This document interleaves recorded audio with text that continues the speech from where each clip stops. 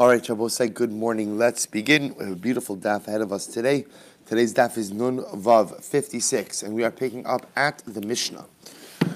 Transitioning a little bit to the topic of birds. Ve'ila trefas ba'of.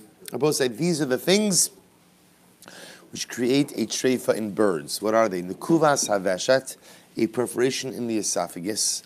Psukas hagargeres, if ultimately, again, the trachea is severed. Hiksa chulda al rosha, makom sha'osa osa trefa. If a chulda, we'll say chulda is a weasel. If a chulda goes ahead and we'll say huksa literally means hit. But we're going to actually see what it actually means is bite, right? If the weasel bites the bird on its head, the easiest way to illustrate this was like with a chicken, right? If the bird goes ahead and, if the weasel goes ahead and bites the chicken on its head in a place which would make the chicken a trefa. Now, I will say what we're going to see is what this really refers to is a way in which it perforates the membrane of the brain. Again, we'll get into this in the Gemara. Nikev ha-kurkaman, if the gizzard, right, if there's a perforation in the gizzard, or nikvu hadakin, or there's a perforation in the intestines, nafla la'ar, if ultimately, again, the animal falls into the fire, right, it falls into fire. V'nechmaru b'nei me'eha. And ultimately, again, its kishkas got scorched. Im yirokim psulim, if the inside of the animal turns green, right, the inside kishkas turn green, then it's pasul. Im adumim ksherim. But if the internal organs remain red, and again, we're going to qualify all of this, the animal is kosher. Darsa, if the bird is trampled by another animal, darsa, v'tarfa bakosel, or again, it's thrown against a wall, oshe ritzisa behema, or again, it was trampled upon by another animal, umifar cheses. So we'll say, in other words, in all of these cases, we'll say this is what really we were referring to before as like ritzutz ivarim, right, or risuk ivarim, where ultimately, again, the inside of the animal, right, we're concerned that the limbs are dislodged, right. So we'll say in the case like this, umifar cheses, if after the traumatic event the animal is still moving, v'shas me'es leis, and it lives for 24 hours after the traumatic event, v'shachta, and then you shachted, ultimately, again, the animal is still kshera. Goes to say, if you look at Rashi for just a moment, Osheritzis sabehema, the ikala mechash lahani klasam mishum reisuk evarim. So we'll say these last cases of darsa, tarfa, bakosel, ritzisa, behema. So we'll say these are all cases of risuk evarim, when the animal again endured some type of traumatic injury that we are concerned goes ahead and causes what we learned before last week of risuk evarim, right? Literally, again, a mashing up of the limbs, significant internal injury to the animal, which would render it a trefa. So the Mishnah says, as long as the animal experiences movement after this traumatic injury and remains alive for 24 hours, and then you shech the animal, halacha l'maisa, the animal will be kosher. Good. Says the Gemara.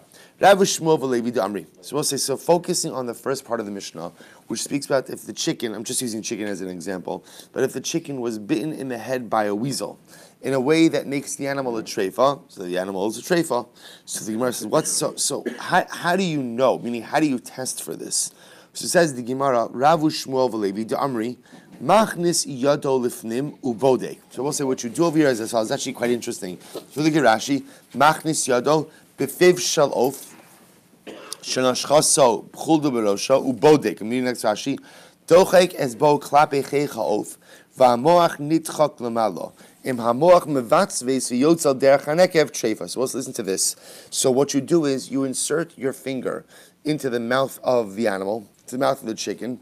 You push your finger up against the upper palate, and what you look for is, do you see any brain matter that comes through the head of the animal? If brain matter comes out of the head of the chicken, that means that the membrane surrounding the brain was perforated. If nothing comes out, then ultimately again it means it was not perforated, and therefore the animal is kosher. If brain matter comes out of the top of the head, then ultimately the animal is a trefa. But if not, the animal will be kosher.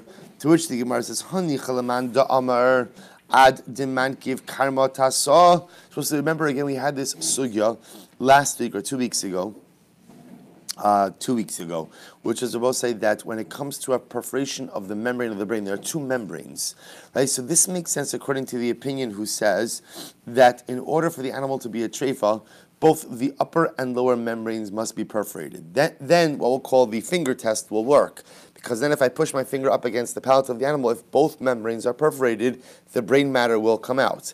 However, Elaman Domer Inkiv Ilah, Afagavdil Inkiv Tasa. But also according to the opinion who says that halach l'maaseh, the animal becomes a treifa, even if just the upper membrane is perforated and the lower one is not, then Abba say here's the problem, which is the finger test will not work. Why? Because if the lower membrane is intact, then brain matter will not come out of the head of the animal. So the Gemara says,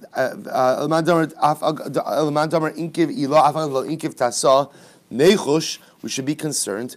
Dilma ilo inkuv, maybe the upper membrane was in fact perforated. Tasa lo inkiv, but ultimately again the lower one was what? The lower one was not perforated.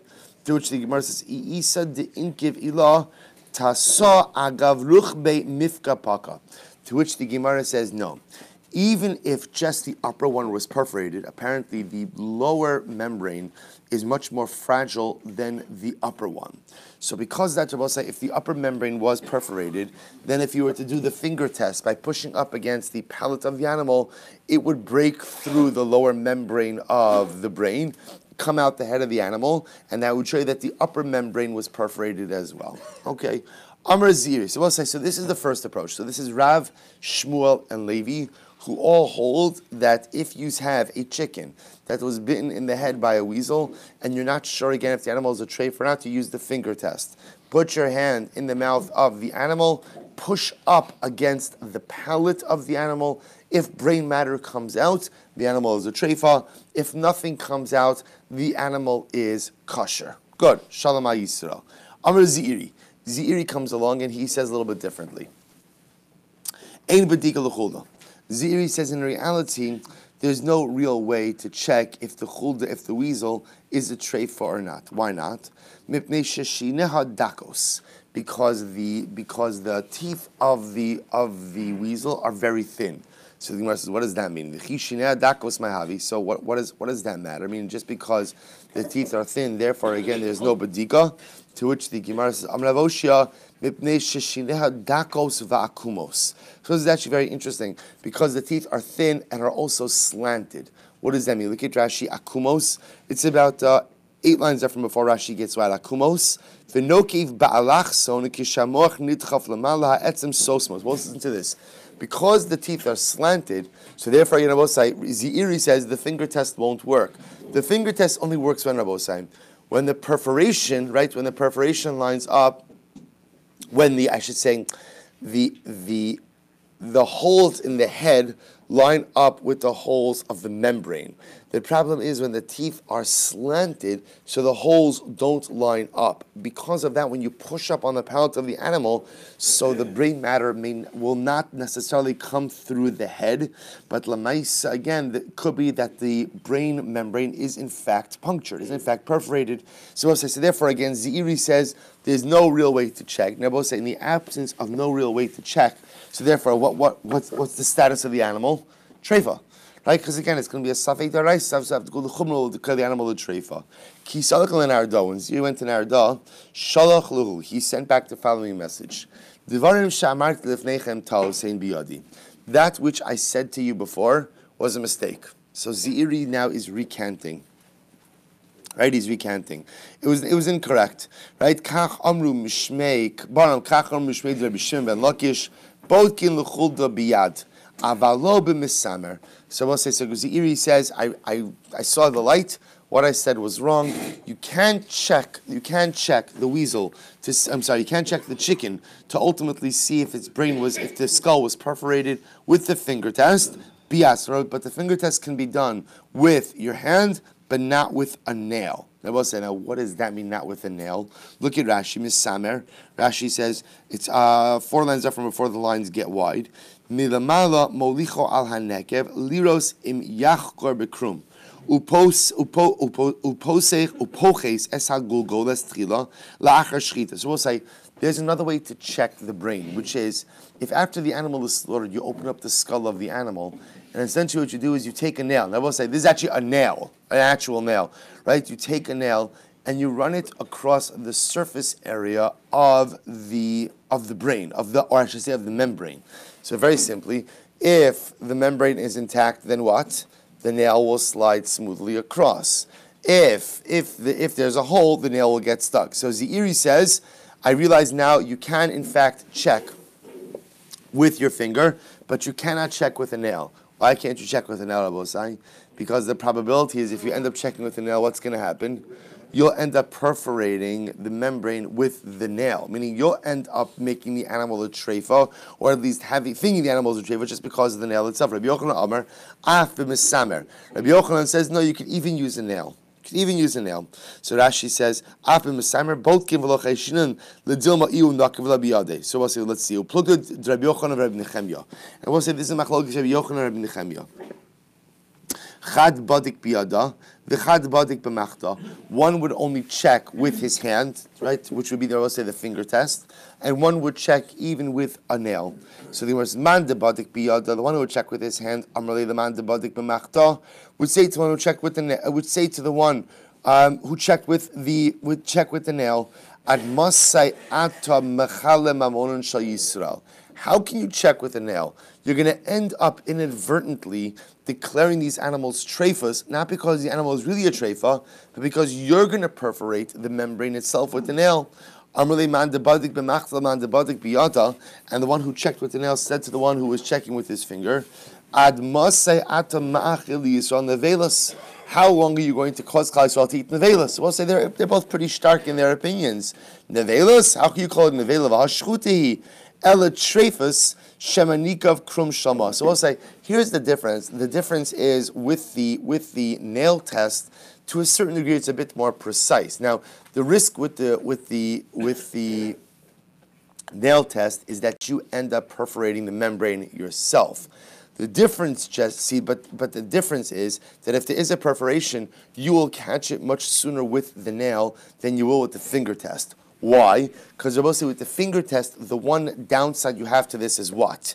Is because the possibility that we'll call it the entry point of the teeth on the head of the animal do not necessarily line up with the holes in the brain membrane. So because of that, when you push up with your finger, the brain matter may not come out of the head, even though the animal is in fact a treifa. That is the risk with the finger test. So therefore, again, interestingly enough, the one who advocates for the nail test would say, you know what?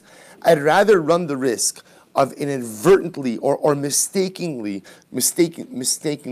declaring the animal a treifa than run the risk of allowing Jews to eat things that are not kosher. Incredible idea. Tistain Rabbi Yehuda, I'm sorry, what's Rabbi Yehuda? Tistain Rabbi Yehuda, the badik biyada. It would appear to be clear that Rabbi Yehuda was the one who checked by hand. He believed in the finger test. This Sanya, Rabbi Shimon Omer, Mishon Rabbi Yehuda, bodkin l'chulda biyad. So what say we learned?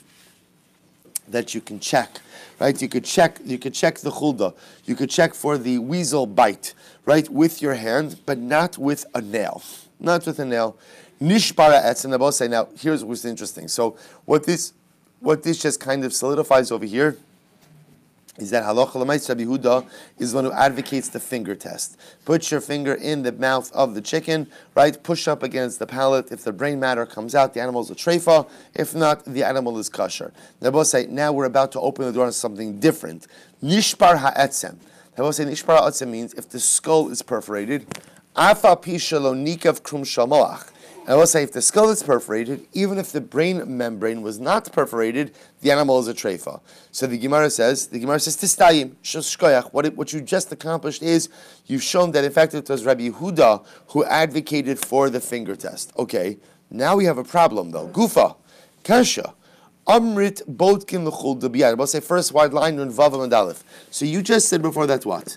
That you could check the bird, right? You could check we'll call it the chicken, with your finger, right? You do the finger test. Push up against the palate with your finger.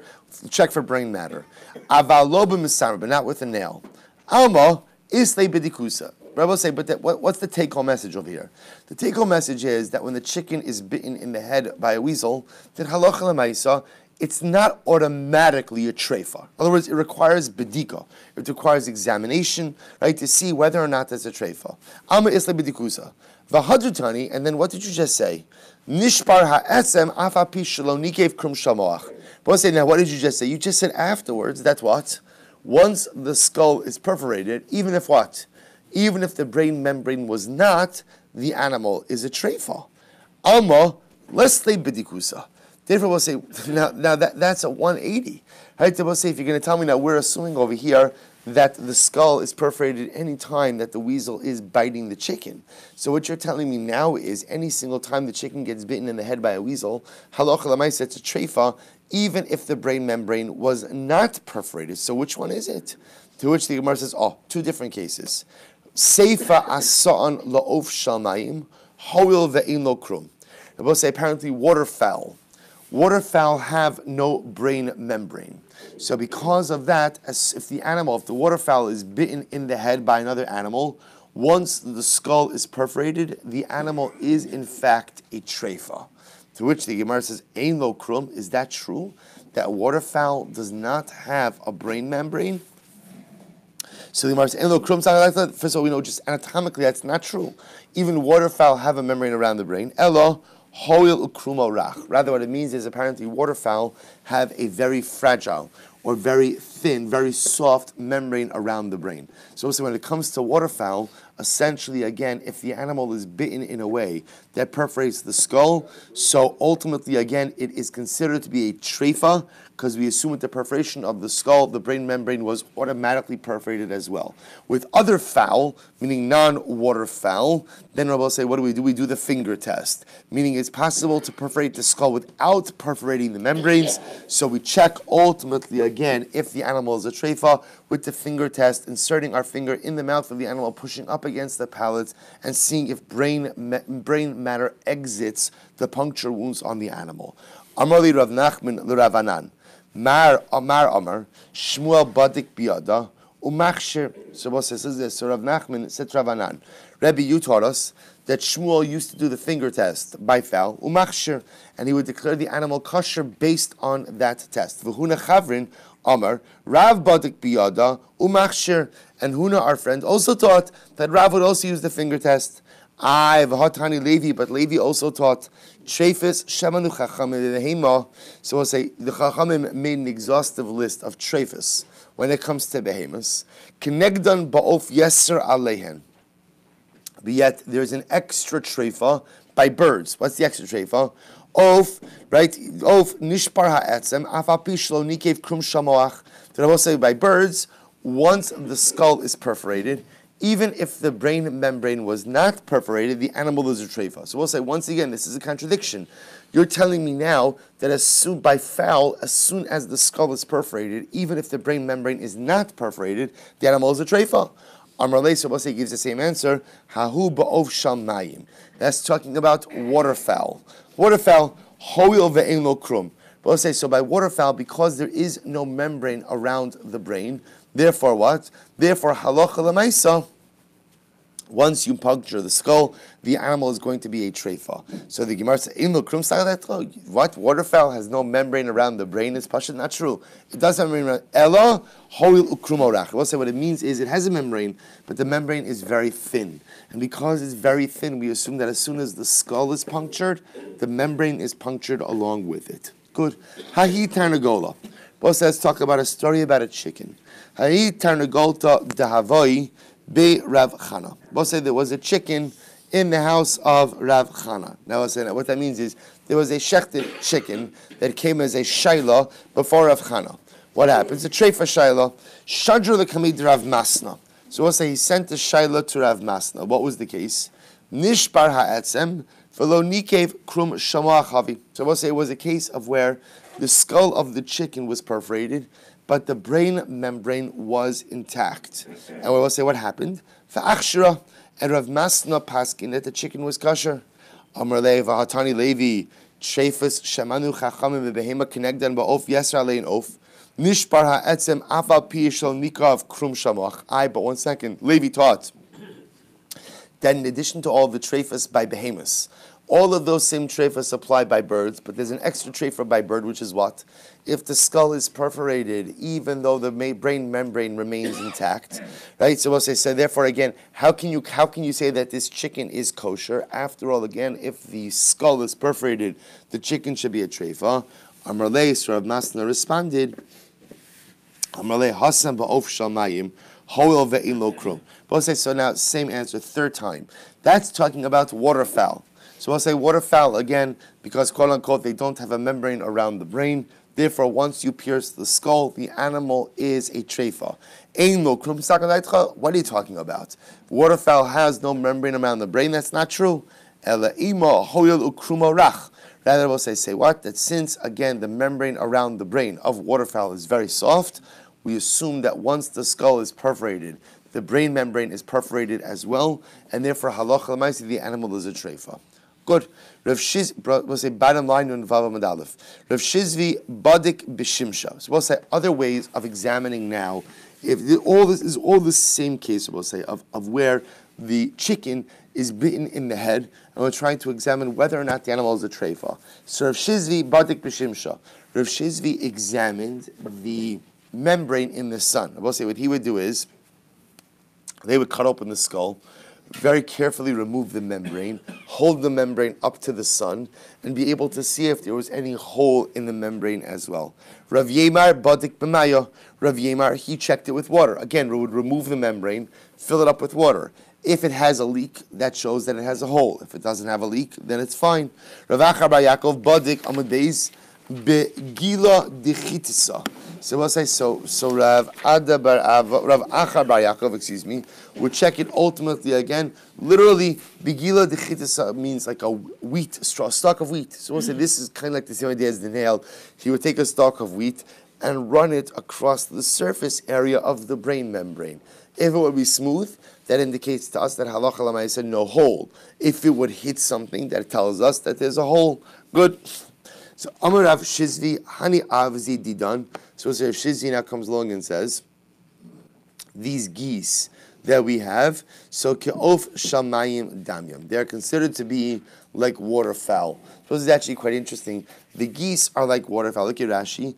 Avzi Didan, Rashi says, hoil v'tamid hidden b'mayim. Because these geese apparently were by water, therefore they have the status of waterfowl. Now why is that important? Because you just made a major distinction. That halacha l'maaseh, what's the status of waterfowl? We assume that if there's a perforation in the skull, then what? The animal is a trefa. Why? Because even though, again, the waterfowl also has a membrane around the brain, we assume that membrane is thin, and therefore any perforation of the skull automatically perforates the membrane as well, and therefore halacha l'maaseh becomes a trefa. So we'll say, so what comes out over here is as follows. What comes out from the sugya is, first of all, the way the Shulchan Aruch patterns Rabbi says, like Rav, Shmuel, and Levi. That halacha l'maaseh, if you have this case of the chicken that is bitten by the head of the weasel, how do we check if the animal is a trefa or not? We use the finger method, right? We insert our finger into the mouth of the animal, push up against the palate. If brain matter comes out, the animal is a trefa. If brain matter does not come out, the animal is kosher. That is true by regular fowl, but by waterfowl, we assume that any perforation of the skull automatically renders the animal a trefa. Good, weiter. Nafla lor. So we'll say the next case in the Mishnah was, if the animal falls into the fire. So if you remember again, the animal falls into the fire, the nechmeru b'nei me'eha, and the inside, the kishkas of the animal becomes scorched, right? So says the Gemara, the animal is a trefa. Amar b'yochanan mishum Rabbi Yossi ben Yehoshua. So we'll say, remember again, one of the ways, the Mishnah then went on to also discuss the idea, im yerokim psulin. If the insides of the animal, we're going to define this more right now, if the insides of the animal become green, the animal is pasul. If trefa, if they're red, the animal is kosher. So now let's analyze. Says the Gemara, Amar Rabbi Yochanan mishum Rabbi Yossi ben Yehoshua, shir yirokosam. So we'll say when we speak about the shear of green, in other words, we'll say it's not about the coloration, but rather how much of the internal organs has to become green. Kishir nikuvasan. We'll say the shear of green is the same thing as the shear for perforation. How so? Man nikuvasan b'mashu Af yirakasan v'mashur. We'll say just like by preparation, even the smallest preparation could render the animal a treifa. So too again with green, even the smallest amount of green on internal organs renders the animal a treifa. Again, we're going to qualify which organs this applies to. Ba'minei, Rav Yosef Bereid Rav Yoshua ben Levi, Rav Yoshua ben Levi. Horika kavet kineged b'nei me'ayim mahu. We'll say what happens if the liver turns a little bit green right next to the place where it's situated on top of the intestines. What's the halacha? Amrle, treifa. To which he responded, it's treifa. For lo yehe ella nitla, I don't understand. Why should a green liver or a green spot in the liver ultimately go ahead and make the animal treifa after? Again, I'll say, what's the halacha? Even if the liver was totally removed, right? If the animal would be kosher. So why should a green liver be any worse than what? Be any worse than a removed liver? And if a removed liver is going to be okay, then Allah Chalamaisa, if a little piece of the liver turns green, it should also be okay. Amarle, Amarle v'lo yehei elenit la'amarava kevan shorika kavet kinege b'nei me'ayim biyadua shenaflu la'ar v'nechmenu b'nei me'ayim v'tsheva. Because I will say, that sign ultimately again of the liver turning green by the area of the intestines, or I should say by the area that it sits on top of the intestines, tells us that this animal fell into fire, was scorched, and is therefore a treva. So I'll say this goes back to what we learned a little bit about yesterday, that interestingly enough, sometimes again, not having the organ is fine, but having a diseased organ or a blemished organ ultimately again will be problematic. Remember again, we spoke about the Musar Haskell. There's an incredible muster in that also. We shouldn't have to go over it again. So therefore, again, this idea is if you find some green on the liver by the area of the intestines, that shows us that the animal is srufa, fell into the fire, and therefore, again, has the status of a treifa. Rabbi Shmuel ben Levi, supposed to listen to this. Rabbi Shmuel ben Levi, hav yireh hahi tarnagolas. So Rabbi Shmuel ben Levi had a tarnagolas, had this chicken. Shadre lekame di Rabbi Elazar akafar beribi. So as I say, what happens? He sent it to Rabbi Elazar akafar beribi. Amalei yirukin havu va'ach shira. So as I say, what happens? He said, it's okay. The chicken is green and it's kosher. What? Vaha anan tzna. But we learned in our Mishnah that what? Yirukin psulin. But we learned that yarak, right? That if the animal is green, if the insides are green, then halacha lamaisa again the animal is pasul. To which the Gemara says, "Lo amru yirokim psulin ela bekurkiban beleiv ubekabid." Both say green is only problematic by the gizzard, the heart, and the liver.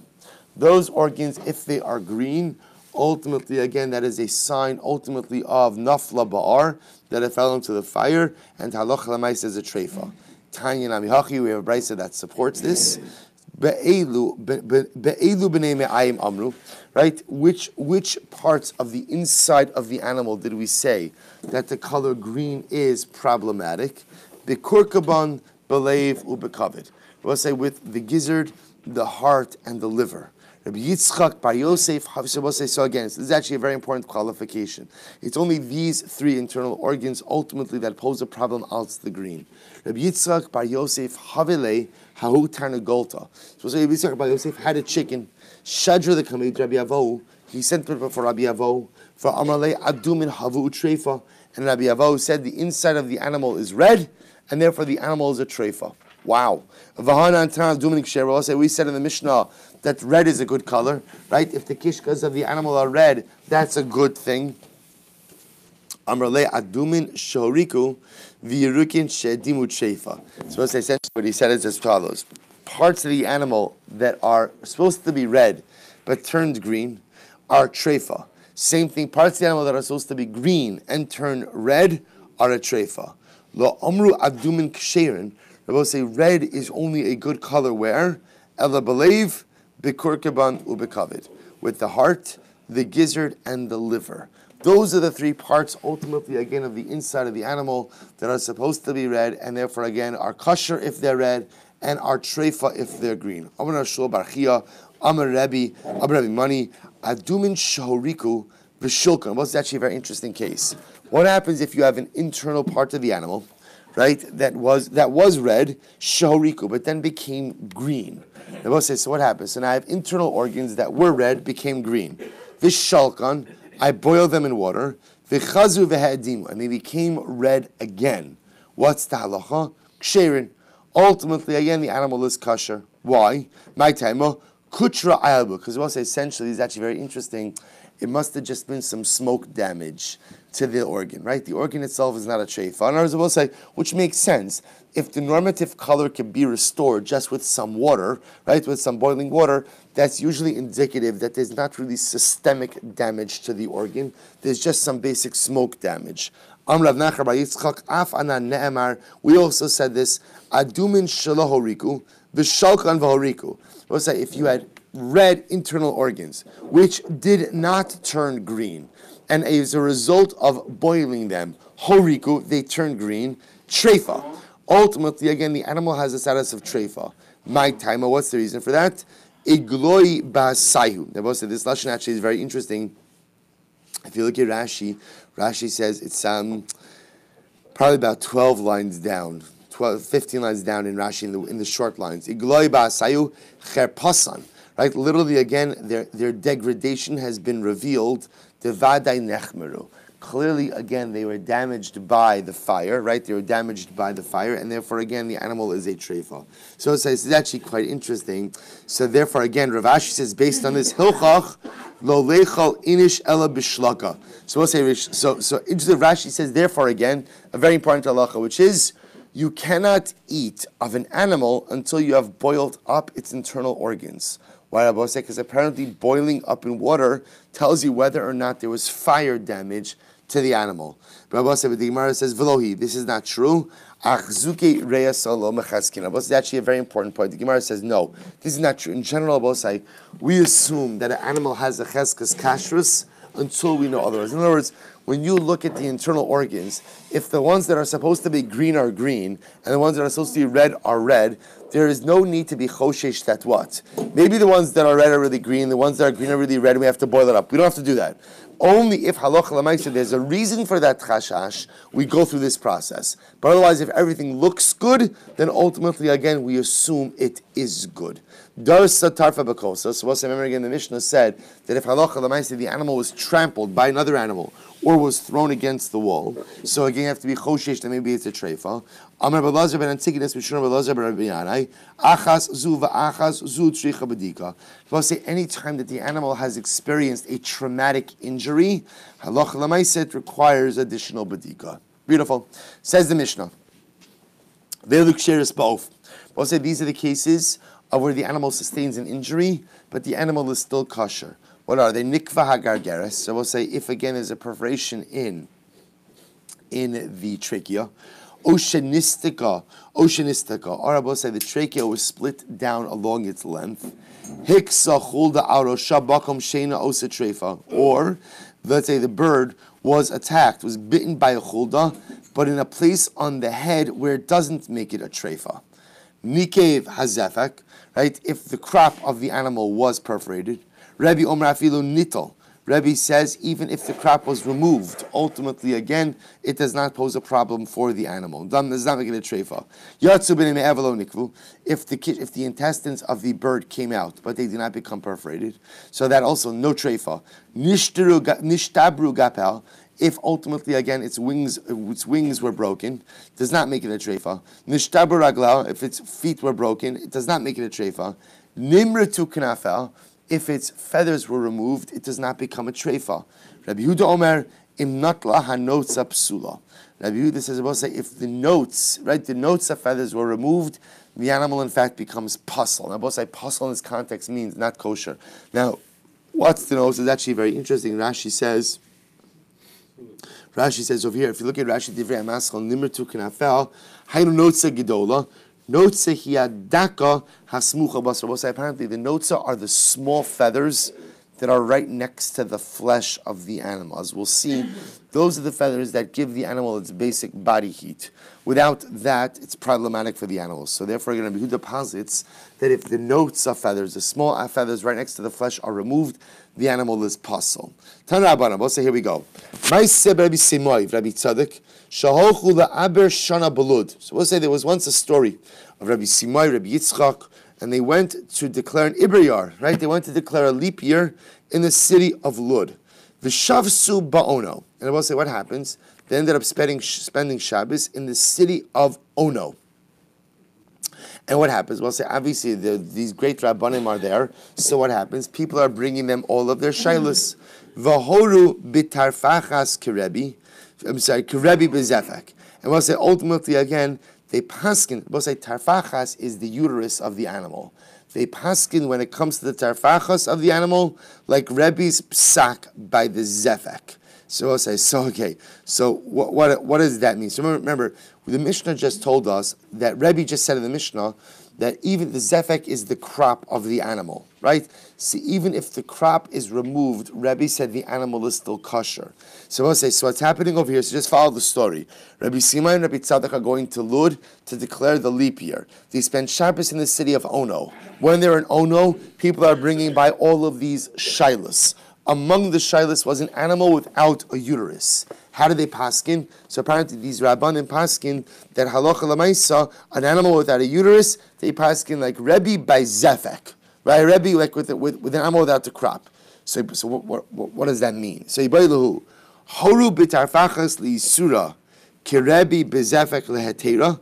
Does it mean that the same way that Rebbe permitted an animal without a zefek, that they went ahead and prohibited an animal without a uterus? In other words, we'll say, is it saying that the same way that Rebbe said that this organ was not necessary for the animal, they said the uterus was necessary for the animal, and therefore the animal is a treifa? O dilma haru bitarfachas lehetera ki Rebbe bezefek. Or maybe what they did is they paskin that just like Rebbe holds the absence of the zefek does not render the animal of a treifa as a treifa, so too the absence of the uterus does not make the animal a treifa. But aval kirebi bezefek lo svir lahu.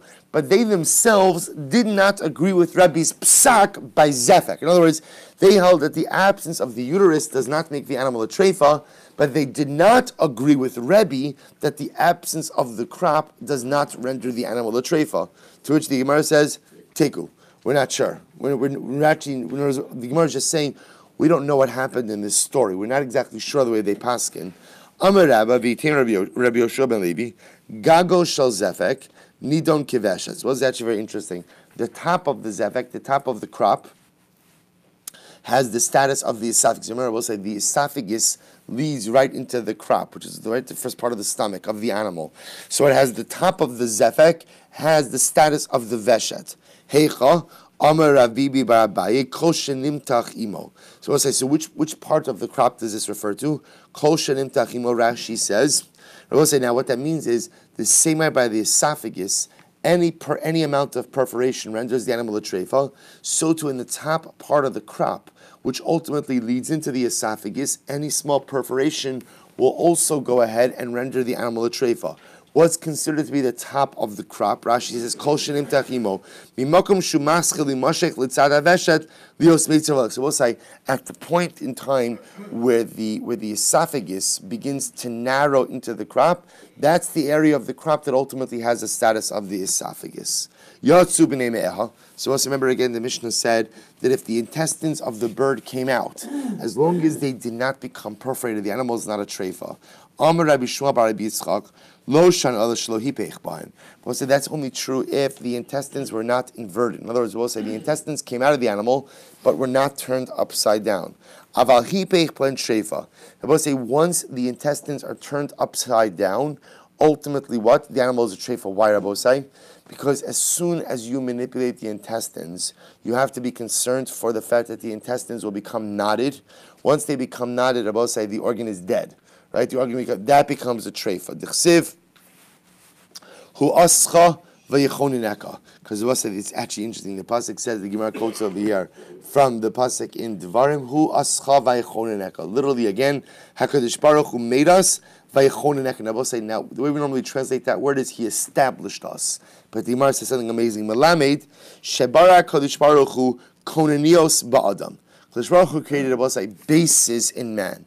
Shemnepach achas mehen enol yachal lichya. So we'll say, remember again, the way the intestines are arranged inside of a person is that they're coiled, right? They're coiled. And we'll say, what happens if chas v'shalom again, the placement of the coil becomes disrupted? So again, tsaris, right? Big tsaris. Hu ascha vayichonineka. Kadosh Baruch Hu made us, and I will say He made konenios. He made bases. He arranged us, and I will say where our body is arranged in a systemic area. Both say you understand the musr in that. Why did Kadosh Baruch Hu create us like that? To teach us that life has to have a seder. Life has to have a seder. Both say seder, order is one of the most important things in life. You know what do we say? What's one of the questions we ask after 120? Right? Kadosh Baruch Hu asks us, Kavata itim la Torah. Right? What does kavata itim la Torah means? Did you establish time to learn? Now we'll say, Kadosh Baruch Hu doesn't ask what? He doesn't ask, did you learn? Kavata itim la Torah. Did you set aside specific times and honor those times? Because they're both saying, spiritual success in life is not just about learning Torah. It's about establishing a schedule of learning and maintaining that schedule. It's about maintaining a kvias. It's about maintaining a seder, because the most important thing in life is seder, is order. If you don't have order, if everything is always moving around the both sides, it's very hard to get traction and forward moving in life. Where do we learn this from? Your intestines, right? The intestines have to lay in a certain way. And if you upset the order, if you upset the order, big tsaris, big tsaris. So both say that's the metaphor. Anytime you need chizuk in life, just look inside, right? Look in your kishkas, right? The same way that the intestine, everything in life has to have a seder. Incredibly important. Tanya, Hare Meir Omer, Hu ascha vayichonineka. Kadosh Baruch Hu made us, right? And ultimately, again, vayichonineka, karacha dekule bei. So we'll say, kracha dekule bei. So we'll say, interesting enough, with this we'll have to stop. But Rabbi Meir said, this is actually a metaphor for Yerushalayim. It is the city with everything in it. Now Rashi says over here, krach shakol ba, val knesses yison ne'emar, shekol moshlein mehen v'lo me'amachas. So we'll say, interesting, not just Yerushalayim, but really Klal Yisrael. Hu ascha vayichonineka means Kadosh Baruch Hu made us and established us. Clearly so, we are a self-sufficient people. Everything we need, we have within ourselves. What does this mean? Mimenu kohanav, we have kohanim. Mimenu neviav, we have neviim. We'll say Leviim shouldn't feel slighted by this. Leviim are included with the kohanim also. Right? We have kohanim, we have neviim. Mimenu sarav, we have again Sarim, we have important ministers. Mimenu Malachav. Ultimately, again, we have King Shnei Amar. Mimenu Param. So we'll see here the Gemara quotes from the pasuk. From the pasuk in Zechariah. Mimenu Pina, Mimenu Yosef, Mimenu Keshes, Mucham, and Yetze Kol Nogesh Yachtov. Ultimately, again, everything comes from Klal Yisrael. Klal Yisrael is this self-sufficient people. Ultimately, again, with everything coming from. So we'll have to stop over here. We'll pick up in Mir Session with the rest of this discussion tomorrow.